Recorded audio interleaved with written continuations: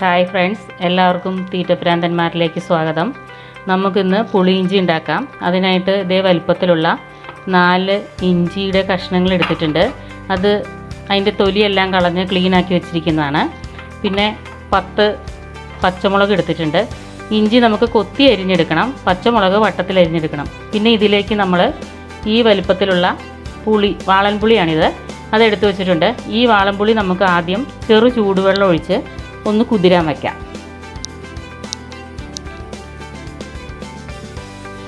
ഇനി നമുക്ക് ഈ ഇഞ്ചി ഒന്ന് കൊത്തി അരിഞ്ഞെടുത്തു കൊണ്ടുവരാം. നമ്മൾ ഇഞ്ചിയൊക്കെ കൊത്തി അരിഞ്ഞെടുത്തിട്ടുണ്ട്. മുളക് ഇതുപോലെ വട്ടത്തിൽ അരിഞ്ഞെടുത്തിട്ടുണ്ട്. അപ്പോൾ നമുക്കിതൊന്ന് കടുക് വറുത്ത് ഇഞ്ചി ഒന്ന് വറുത്തെടുക്കാം. സ്റ്റൗ കത്തിക്കാം. നമുക്ക് വെളിച്ചെണ്ണ ഒഴിച്ച് കൊടുക്കാം.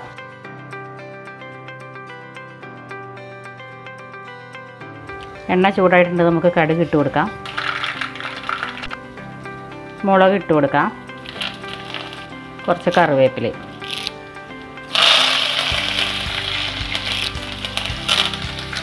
നമുക്കതിലേക്ക് കൊത്തി അരിഞ്ഞ് വെച്ചിരിക്കുന്ന ഇഞ്ചി ഇട്ട് കൊടുക്കാം.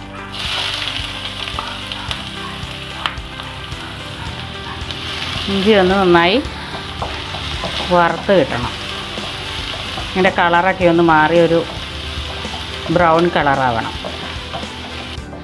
ഇനി നമുക്കതിലേക്ക് അരിഞ്ഞു വെച്ചിരിക്കുന്ന പച്ചമുളക് ചേർത്ത് കൊടുക്കാം. പിന്നെ കുറച്ച് ഉപ്പ് ചേർത്ത് കൊടുക്കണം. പച്ചമുളകൊക്കെ അവരവരുടെ ഇഷ്ടമനുസരിച്ച് ചേർക്കാം, എരിവിൻ്റെ അനുസരിച്ച് ചേർത്ത് കൊടുക്കാം കേട്ടോ.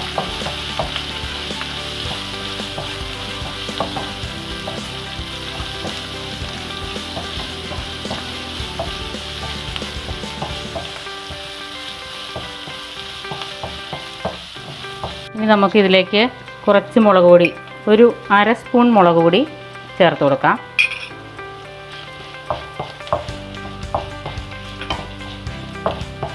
ഇനി നമ്മൾ ആദ്യം എടുത്തു വച്ചിരുന്ന പുളി പിഴിഞ്ഞു വെച്ചിട്ടുണ്ട്, അത് ഇതിലേക്ക് ഒഴിച്ചു കൊടുക്കാം.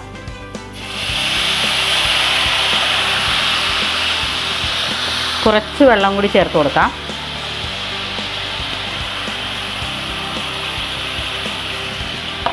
ചെറു ചൂടുവെള്ളമാണ് കേട്ടോ അത്.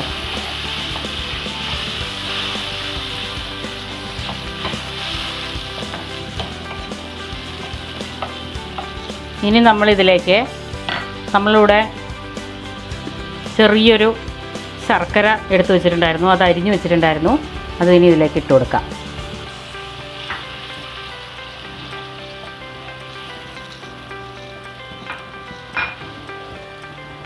അപ്പോൾ നമ്മുടെ പുളി ഇഞ്ചി ഇവിടെ റെഡി ആയിട്ടുണ്ട്.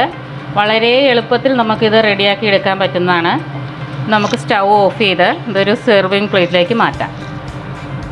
അപ്പോൾ ഞങ്ങളുടെ വീഡിയോ ഇഷ്ടമായാൽ എല്ലാവരും ലൈക്ക് ചെയ്യുക, ഷെയർ ചെയ്യുക, സബ്സ്ക്രൈബ് ചെയ്യാത്തവരുണ്ടെങ്കിൽ ചെയ്യുക. അതിന് തൊട്ടടുത്തുള്ള ബെൽ ഐക്കണും കൂടി ക്ലിക്ക് ചെയ്യുക. അപ്പം മറ്റൊരു വിഭവവുമായി വീണ്ടും കാണാം. നന്ദി.